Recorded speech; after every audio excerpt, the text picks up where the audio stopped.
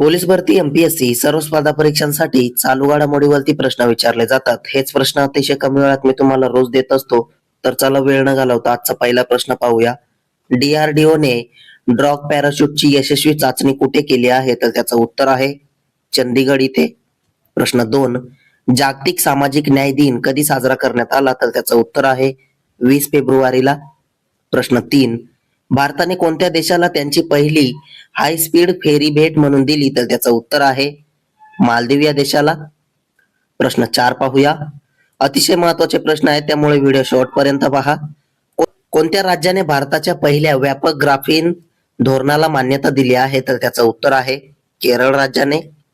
प्रश्न 5, भारत आणि कोणत्या देशाने फलोत्पादनावरील पहिली संयुक्त कार्यकारी गट बैठक आयोजित केली? तर त्याचं उत्तर आहे भारत आणि न्यूझीलंड देशाने. प्रश्न 6, आंतरराष्ट्रीय मातृभाषा दिवस केव्हा साजरा करण्यात येत असतो? तर त्याचं उत्तर आहे 21 फेब्रुवारीला. प्रश्न 7 पाहूया. कोणत्या राज्यात लोसार महोत्सव साजरा करण्यात आला? तर त्याचं उत्तर आहे हिमाचल प्रदेशमध्ये. प्रश्न 8, जगातील पहिले एआय शहर कोणत्या ठिकाणी उभारले जाणार आहे? तर त्याचं उत्तर आहे बेंगलोर इथे.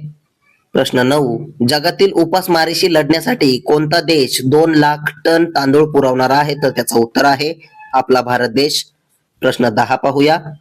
बिहार सरकारने किती नद्यांचे पुनरुज्जीवन करण्याची योजना आखली आहे? तर त्याचं उत्तर आहे 260 नद्यांचे.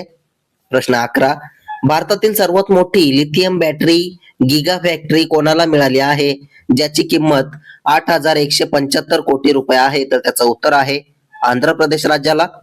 प्रश्न 12, प्रसिद्ध असलेले पेरियार राष्ट्रीय उद्यान कोणत्या राज्यात आहे? तर त्याचं उत्तर आहे केरळ राज्यामध्ये.